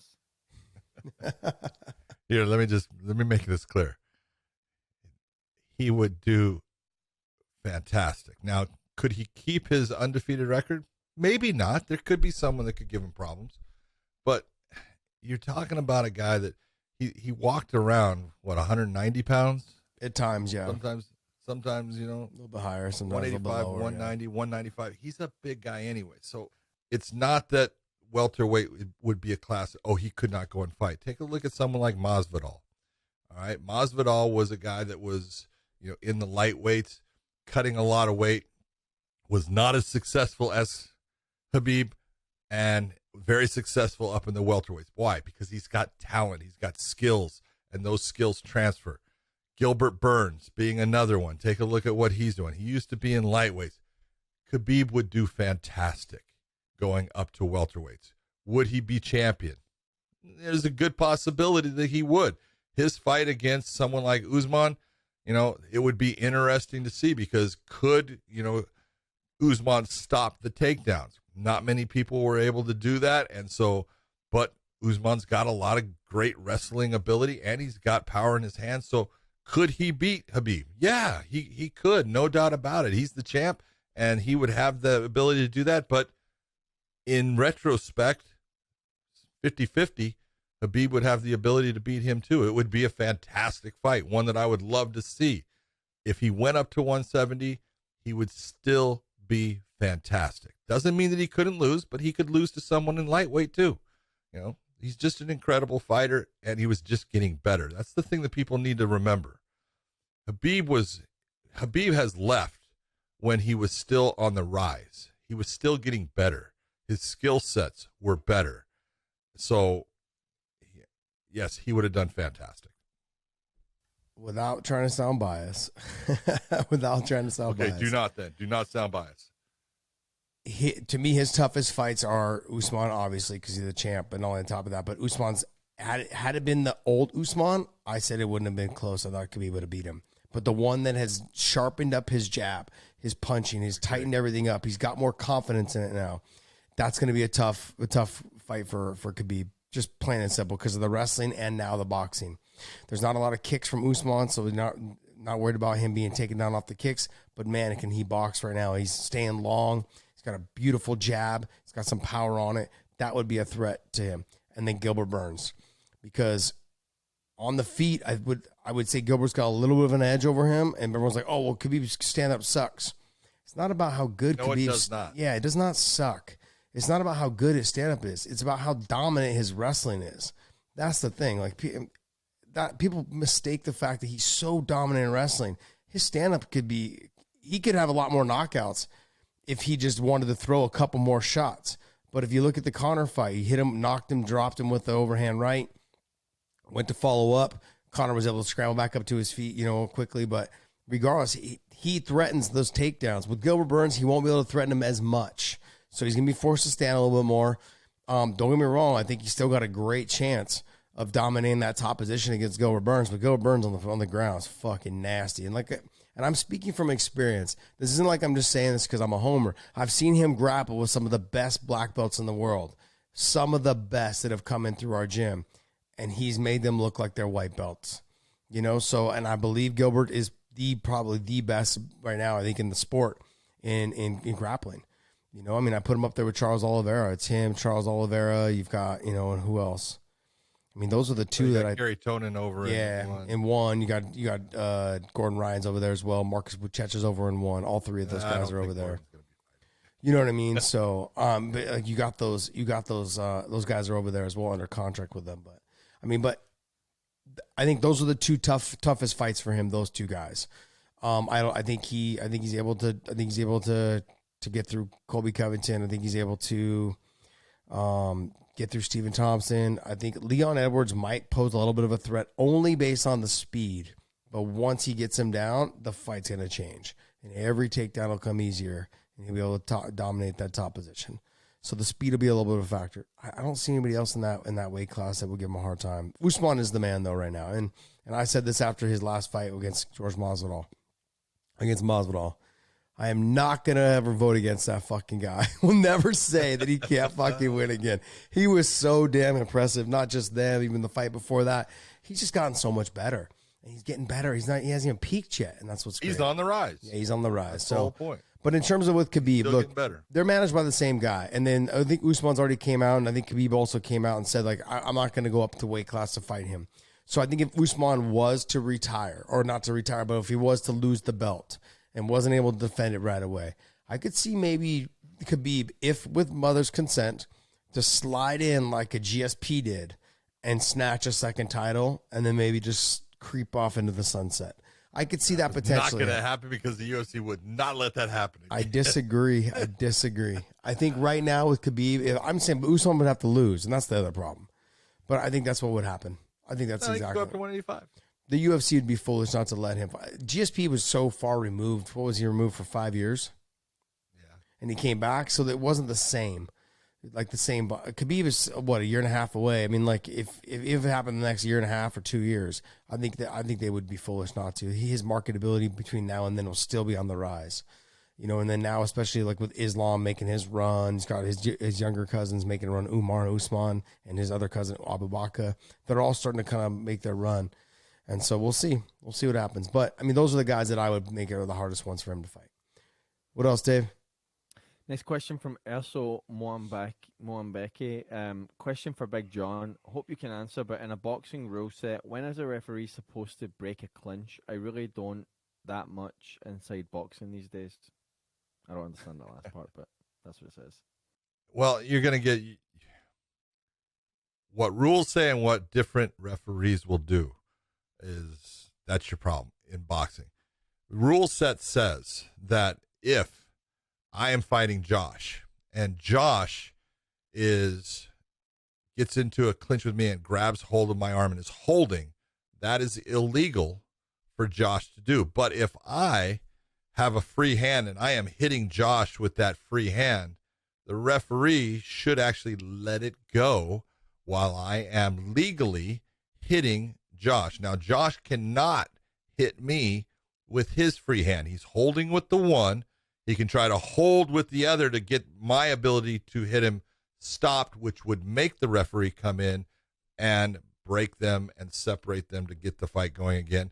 But if I have a free hand, the referee is supposed to allow me to legally hit Josh. We have a lot of referees. They don't do that. As soon as one guy starts to hold, they come in, stop, break, they put them apart, and they get the fight going again. You're going to get different. This is why different boxers like different referees. You know, Floyd Mayweather loved Kenny Bayless, and Kenny is known as a guy that breaks fighters very quickly. Now, everything's about styles, and you'll get guys that will be in a position they're fighting somebody who is technically just better as far as, you know, you take a look at Maidana. Maidana fought Mayweather. He's not technically as good as Mayweather, but he's tough and he's gritty and he's durable, but he needs to get inside to be able to be effective against Floyd. Well, if you have a referee who allows Floyd to hold with one hand and Maidana starts to hit and they come in and they break, they are actually benefiting Floyd Mayweather and they're hurting Maidana. You'll get a guy like Tony Weeks. I'm using guys that are in Vegas right now. Tony Weeks being a guy, he allows guys to actually work on the inside more. He will allow a guy to, with that free hand, start to, you know, hit legally against his opponent while his opponent's holding him. So it really just depends on the referee themselves. You know, there's so many, you know, good boxing referees out there, but they all do things a little bit different. You know, Jack Reese in California, he allows guys to work on the inside. It's beautiful to watch because, again, certain styles, that guy, his only way of winning is to be able to get inside and to hit while they're in that phone booth. And if he came in right away and separated him, it wouldn't be good. You just saw Tom Taylor, who just did the Gervonta Davis versus Mario Barrios fight, did a fantastic job throughout the fight in allowing different styles to work within certain spaces. That's what a referee's supposed to do. So it's supposed to be, and I talked a lot, if the fighters come to a point where they are both holding, that is illegal. That's the time to get a break. If you have one fighter holding with one fighter being free to actually use it, but it is not, stop it and break them. But if they're using that ability with that free hand, you're supposed to let them go. Hope that answered the question. More than it should have. More than it should have. Yeah, it's true. That was great. I love your breakdowns, though. Next question from Double Dog Sports Fishing Team. Do you think John Jones fights one of the heavyweight top contenders between now and when Francis fights the winner of the interim title, or will he only fight for the title? I think John Jones has one person in his sights. I think he's got Francis Ngannou. I think that's what he's going to wait for. I think that's the fight that he personally actually wants. I think it's the way he looks at making the most money. I think that's the fight that makes the most sense to him. Look at, he's coming into this situation a long time champion in the light heavyweight division. All right. If Derek Lewis beats God damn, I can't even think of who he's fighting now. I'm screwing up. Cyril Gane. Okay. Big deal. If John beats Derek, is he the champion? No. Ngannou's the champion. If Cyril Gane beats Derek and John goes and beats Cyril Gane, is he the champion? No.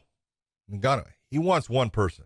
He wants that title, and he wants Francis Ngannou because he knows that's the big money fight for him. I think that's the fight that he's going to wait for.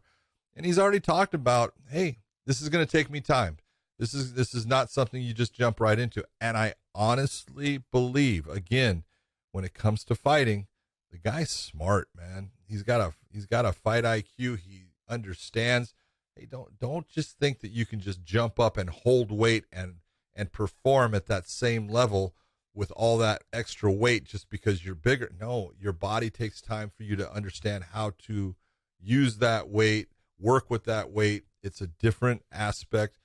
I think John's being smart, and I think he's going to wait for Francis. Okay, so we differ in opinions here. I think John is smart as well. I think that's why he's waiting for Francis Ngannou to lose the title so he can fight somebody else. That's what I know. I don't think so. No, I honestly believe, look, I think right now he's just dealing with the contract shit. And if he can't get the bump and pay that he's looking for, then he'll figure it out. He's fine with it. Apparently he's fine with not fighting again, but I've heard that before from a lot of fighters, and they always come back. But I think he's going to fight after Francis fights the winner of this fight. I don't think there's any rush for him to come back.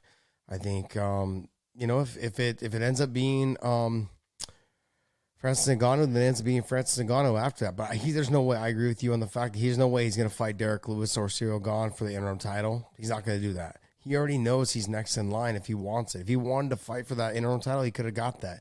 If he wanted to fight Francis Ngannou, he could have done that. It's the money situation. He wants more money, or he wants this contract to be structured differently somehow, some way. But I honestly believe, like you said, he is smart. But if he can slide in and win that title without having to fight Francis, I think he would. If it's the real title, not the interim title, if the real title. Yes, it's the real title. If Cyril Gane wins, or if Derek Lewis wins, he's not. I think he would step right up and fight. He wants that title. He wants that. He wants that title, and then they may, as soon as that happens, they'll probably give him Francis next, and to make him fight Francis. Look, I think John beats Francis pretty easily if he can survive the first round and a half. I think John can beat him pretty easily.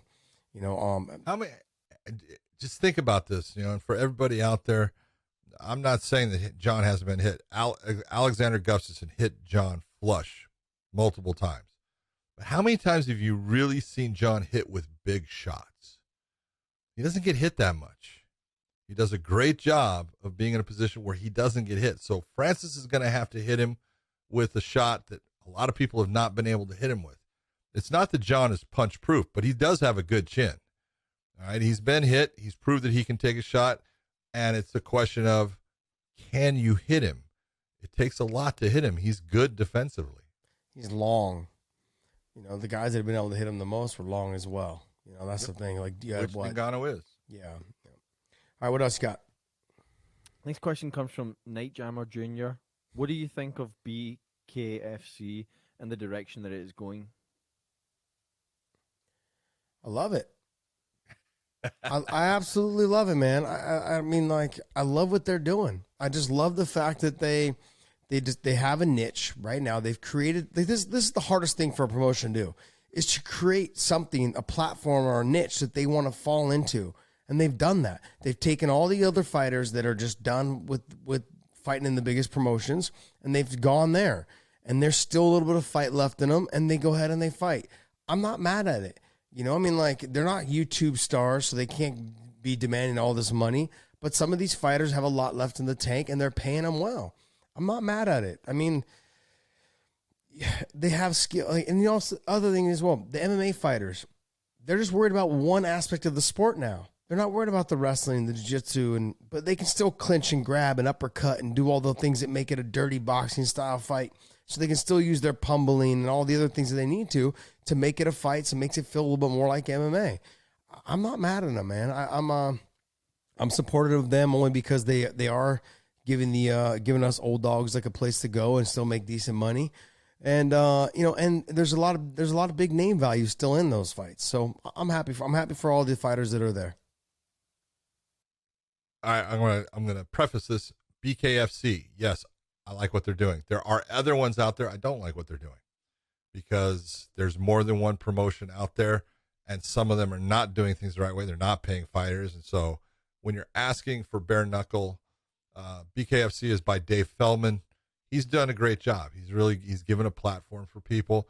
It's a different style, and it's, you know, I just answered the thing on boxing. It's a different style for the officials in how they're supposed to officiate bare knuckle boxing. So it's been actually a good thing for a lot of people to get that last little bit, you know, get the whole feeling of getting back in there and being able to fight one more time without the fear of someone taking them down and, you know, them not being able to get away from them. It's been good, you know, and it's been good. You know, take a look at what, you know, Paige Van Zandt, you know, she's done fantastic with it. Okay. Congratulations. You know, she's still young. She could go back to MMA if she wants. She could stay with the bare knuckle boxing.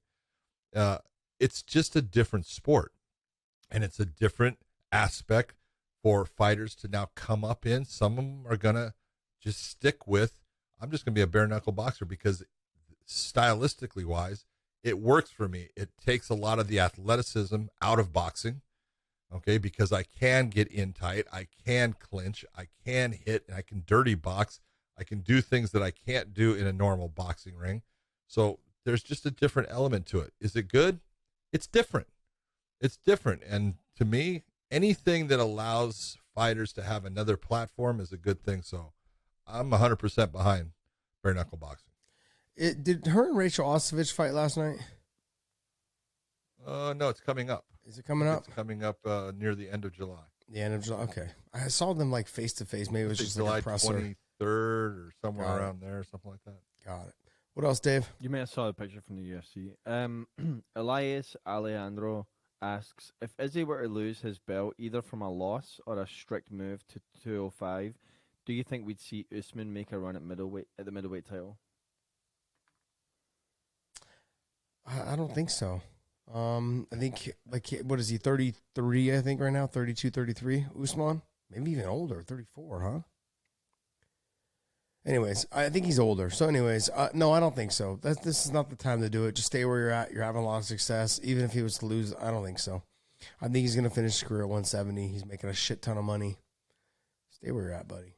There's no reason. There's no reason. Even if it was somebody, even like, why he'd want to fight Robert Whittaker? I mean, those aren't easier fights. It's not. Nope. You know, and even though he's tall, long, and lanky, he's not. He's not that tall. No, he's not. He's not a big. He's not a big guy. He's definitely not for a 185er. Yeah, he's not big. Like, yeah, he's good where he's at. I like watching him where he's at. He's been dominant. I think he just fights out the rest of his career there until until a young buck comes along and dethrones him. But I think he just makes a ton of money doing what he's doing. I think, and again, he can do what he wants. I could see where Kamaru would, near the end of his career, where he says, you know what, I want one more fight. I want, 2 more fights at most. I could see him saying, if Israel wasn't there, yeah, I want to go take on the champion of 185. Okay, I could see him doing that, and I don't have a problem with it. Other than that, I think he should stay right where he's at welterweight. He's in a position right now. He's the man. He's the king of that division, a la George St. Pierre. There's a whole lot of things said all the time, and a lot of it is just it's media or it's hype. It's the UFC and it's commentators hyping their shows, and that's what they're supposed to do, and I don't have a problem with it. But they were saying Tyron Woodley is possibly the greatest welterweight fighter of all time, and I love Tyron. Okay, not even close. Okay, just telling you, to sit there and to match what Tyron did against what George St. Pierre did, it's like, come on. And it's very simple to see. He is not. It's not that he's not good. He was good, but he's not the best. When you're saying the best, there's nobody on top of you. And I'm telling you right now, Kamaru Usman is getting close to that being a reality. He is in that position where he has moved himself in the position where he's getting into that upper atmosphere of, he's not still in that position with George, but he's only got 1 loss. All right. He is 19-1. He has basically cleared out most of the division, and he could stay there and, fight for another four years and get wins. He could be considered the best welterweight fighter of all time. So he is getting into that atmosphere, in my opinion, of being able to be called the very best. Yeah, he's getting up there, but he still has some ways to go. I'd say at least. I said he's got a ways to go. I'm not trying to criticize you. Yeah, you're criticizing. You're trying to say I said that he's up there already. No, not up there already. Well, give it to me. Give it to me in terms of like what? Were we talking like 4 more fights? Are we talking 5 more fights? What are we talking? Yeah, absolutely. If he had like 5 more fights, he got into 24-1. And do they have to be dominant? Right, do they have to be dominant wins, or do they just have to be wins? Well, if you take what were George's fights at the end dominant? No, that's what I'm asking. That's no, why they weren't. And so that's why you look and you go, he gets into 5 more wins. Yeah, he's being put into that. You could talk about who was better, George or Kamaru. Well, I think George would always have the head up, be ahead of him because he's got the 185-pound title. Hold on, did I just not say the last fight or 2 of his career he could try for that title and he gets it? Now you're talking about, he's right there. I think Izzy's quite a bit younger than him, though, right? Izzy's what, 29? So then, if Izzy doesn't lose for a while, But they're also saying if Izzy's not going to be in the 185s, they're saying Izzy, because they're both from Nigeria, they're saying, they wouldn't fight. That's not, that's a possibility, but I don't know. I think it would. How old is Izzy? 30, 31? Okay, 31. Yeah. So they're close. Izzy's younger, obviously, but they were saying if Izzy went up, because I don't think that Izzy and Kamaru are going to fight. Yeah, I don't think so either. All right, Dave, what else? How many more? 2 more? Next one. So we have, how many more do you want to go? Let's go. Give us some more. All right. Joseph Ferreira asks, why are fighter meetings necessary for brand staff? After seeing Diego Sanchez fighter meeting, I don't see the point at all. You go ahead. Brand staff? I don't understand the question. He's understanding why are we doing fighter meetings for fighters like Diego Sanchez when we already know who they are? Well, because you want to know how their camp went. You want to know, like, are they battling any injuries? Do you want to know, like, they have a hard time making a weight cut? How is their weight?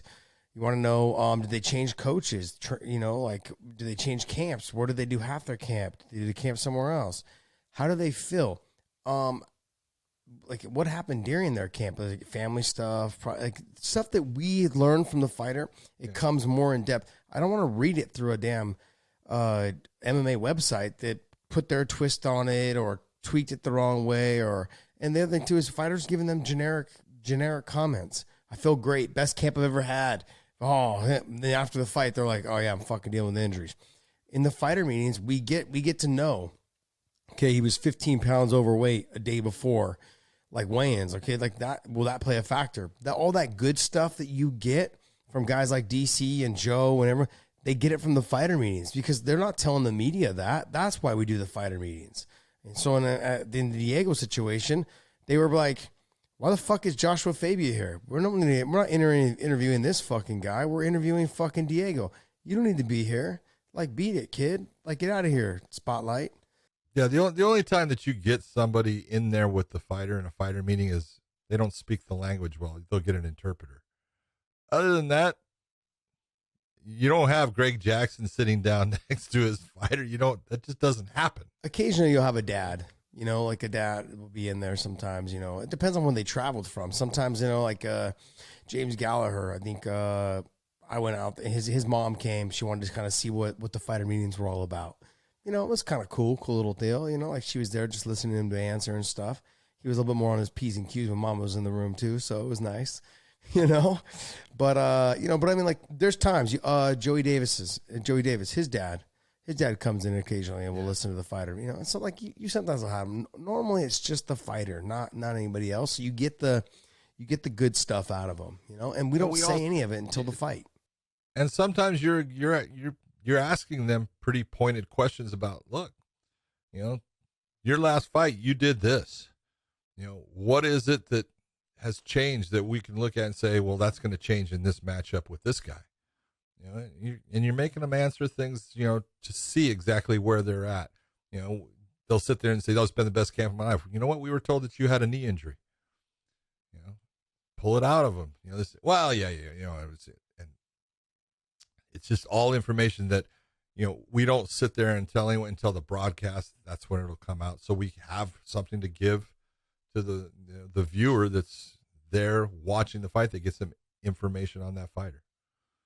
I thought they were talking, I swear to God, when you first started this, I thought he was talking about like officials in the back, fighter meetings.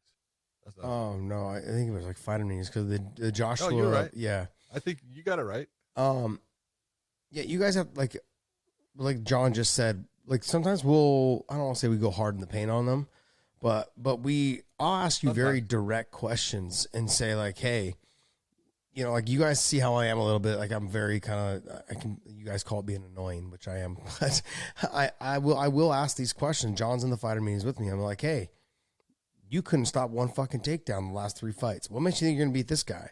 And they're like, well, I worked with, and then that's when I get the whole, well, I went to this college to wrestle with these guys. I was at this Olympic training center wrestling with this person. I was over here doing this and doing this. And I've actually been working with them since the 9 months I've been off. Like every day those are the things that I need to hear. And I wouldn't get those from reading something they said on media, because they're trying to hide it, or they just don't want, they don't want it to be out there yet, because if they don't stop any takedowns, it negatively affects them.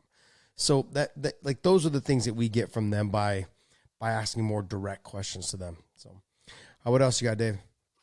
All right, we got 4 more questions. Next one's from DNA, who asks, do interim title holders get paid a percentage of pay-per-views, not like a normal champ? Can you go into detail a little bit about how pay structure changes when you become a champion? #and still. Go ahead, John. Honestly, it all depends. Because you're the interim champion does not mean that you get pay-per-view points automatically. That is based upon the contract that your manager or you decide to sign with the UFC. Now, it could be that if you take this interim title fight and you win, then in your next fight, you may get some pay-per-view, and especially if you are going to, as they hope, match up with the actual linear champion, the person that holds that real title. So if you're Dustin Poirier going and you're going to fight Max Holloway, and you fight Max Holloway for the interim lightweight belt because Khabib is sitting off on the side right now, and you win that belt, that doesn't mean that you got pay-per-view. You got paid for that fight, but that doesn't mean you get pay-per-view money for that fight. Now that you go into the next fight with Khabib, as long as it's been put in there, if you become the interim title holder, you will get this pay-per-view percentage then yes, you'll get your pay-per-view points. But that is not an automatic thing. It's something that's worked out contractually. Yeah. If you're fighting for a vacant interim title, the two of you guys, odds are they're probably not going to give it to you. They should. I'm not saying I think they should, but will they? No, they probably won't. But once you win the interim title, you'll probably get your pay-per-view dollars if you and your manager negotiated that going into it. Now, look, pay-per-views the numbers just haven't been what they've been over over the last decade. So if you were a manager, right, you're probably thinking, you know what, keep your pay-per-view numbers. That's fine. Just pay us more. I mean, that's kind of where you could be at. You could say, hey, instead of giving me, $2 on the pay-per-view buys, just pay me, instead of paying me $500,000, pay me $1 million, and just say it's a flat fee of $1 million. You could do that, but you could be shooting yourself in your own foot. But it's really, like John said, it all comes down to what you negotiate with your manager and what you negotiate with Dana White and those guys. And so you people understand it. Josh said $2 per pay-per-view buy. That could be it. But normally that's not the way the UFC is going to do it. They're going to sit there and they're going to break it down into, you get 50 cents for every pay-per-view buy up to 100,000. Then from 100,000 to 200,000, you'll get $1. And from 200,000 to 400,000, you'll get $2. And from 400,000 to 700,000, you'll get $3. And that's the way, because the more that you bring, the more money you will make. And so, because they want you to work at making that pay-per-view successful. That's part of your job. Yeah, it usually goes up by every 50,000. You get like you get a bump in pay. So, what else? X Faded asks, is it possible Reyes can get back to the championship level after the really bad 2 KOs? Who? Dominic Reyes? Oh, Dominic Reyes. Yeah, he could absolutely get back to championship level, but he needs to sit back, look at what has occurred in his 2 losses, and fix some of the holes that are there. Now, I will say, I love the way that he fought against Yuri, as far as the heart that he showed, the determination that he showed, the willingness to engage, even when at times I would have told him, I want you to circle out, don't throw at that situation. But you got to love what he was. He had no quit in him. He was going after it when he was getting hit with big shots. But there's a reason you're getting hit with big shots. And you've got to figure those things out and figure out what was it that made you successful throughout all that time. And then all of a sudden now you've had 2 fights where it just hasn't worked out for you. Now look, Jan has got power. He can hurt someone. When your nose gets broken, it's not easy to fight. You can't breathe. It's as far as you can't breathe out of your nose. Every time you get hit in the face, it frickin' hurts. So, there's a whole lot of things that can happen with that, but he has not had the same swagger, not the same, confidence going into the fights now, especially his last one was a little bit different. He was fighting off his back foot a lot. He can't fight off his back foot. You go and you look when he's successful, he's coming forward, he's controlling the fight. That's what makes Dominic Reyes successful. When he has been put in a position to be on his back foot, to be almost a defensive fighter, he has not been successful. So this is when we talk, and Josh and I talk all the time about, hey, there's kind of a blueprint that has been put out there on how to beat this guy now.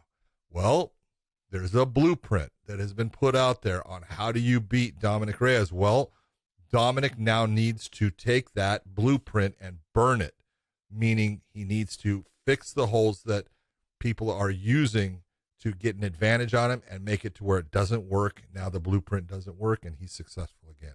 I hope that makes sense. Yeah, I think he can make another run. I think he's got to just tighten up his defense significantly. The Jan fight is something you can take a look at and be like, hey, I can fix the things and the mistakes that I made in that fight. The Yuri fight, I don't think there was much to fix.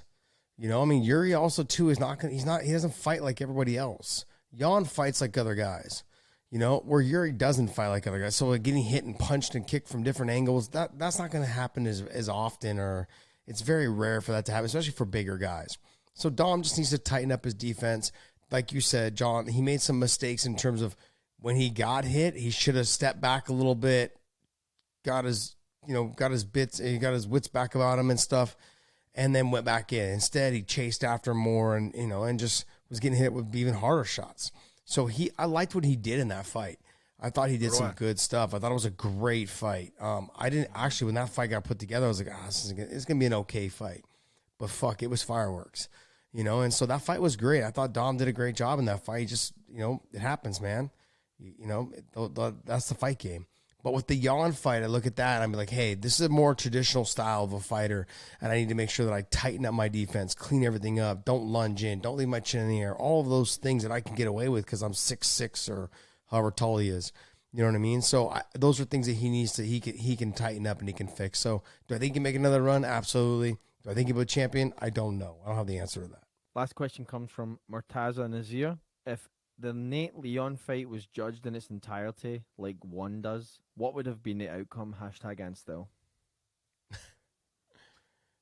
The fucking whole fight belonged to Leon. Hold on. Nate. Sorry, I can't. Diner. People, that fight was 25 minutes long. I admit that Leon Edwards did not look good for 1 minute of the fight. 24 minutes, he won. 1 minute, he lost. Now, did he ever go down? Hello? No. Did he get hurt? Yes. Leon Edwards wins the fight. That is crazy. Yes, he got hit with one beautiful left hand, and it rocked his world, and he was hurt, but he was smart enough to be able to stay on his feet, be able to last through the fight. He lost a minute of the fight. It doesn't make up for the 24 minutes that he whooped on Nate. And, take a look at the damage on Nate. My God. People forget, if it was one, it would have been Leon Edwards. Like, I guess when you're reading that question, I'm sorry, I can't remember who the guy was or person was that sent it. Whatever, when you were typing that out, did you read it to yourself and realize what it said? It said, if you judge the fight in its entirety, who wins? Okay, so for 24 minutes, Leon won. Nate won 1 minute. If you judge it in the entirety, you've got to read that back to yourself. Look, I'm just giving you a hard time because that's what I do. That's why they call me the punk. But hopefully we answered all of your guys' questions. Hey, go to ProWrestlingTees.com/weighing-in. Use the promo code ANDSTILL and get that nice little shirt that John's got there right there. It's Independence Day for the 4th of July. It's only available today. It's also available in white and royal blue. Is it royal blue or navy blue? It's royal blue. Is it royal blue? Okay. Yes. Did you get one? Dave does not know navy blue, and he and my wife will have a fight over this color conflict. Miss McCarthy. Josh picked the color, so. You're such an asshole. Love it. Also, what else was there, John? I got to tell everyone, hey, hope you have a very happy 4th of July. To everyone out there that's not in the United States, I hope you have a fantastic 4th of July, too. You're just going to have the fireworks. I am going to have an amazing fireworks show that I put on here for all the people where I live. And, Josh, I hope that you have a great 4th of July with the wonderful people that you are with. Dave, Austin, Texas. I don't know what they do today. It's Texas. They're gonna go big. If you're in Texas, you go big, you go home. So, everyone, I hope you have some good time, great barbecue, whatever it is you're going to do. Spend it with family and friends. 1 second. How sad is it today that someone woke up this morning realizing that they're not going to go to bed with all 10 of their fingers? They woke up this morning. Someone's going to go to bed tonight missing a finger or two. I may be that guy at the end, but I have all 10 right now. The number one thing that I want to say, guys, be safe. Please don't drink and drive. Be very careful with the fireworks. Have fun. Enjoy the fireworks. I love them. Just be very cautious and safe. Keep your family safe. And John. To everyone out there, have a great day. Like Josh said, be safe, and we will see you.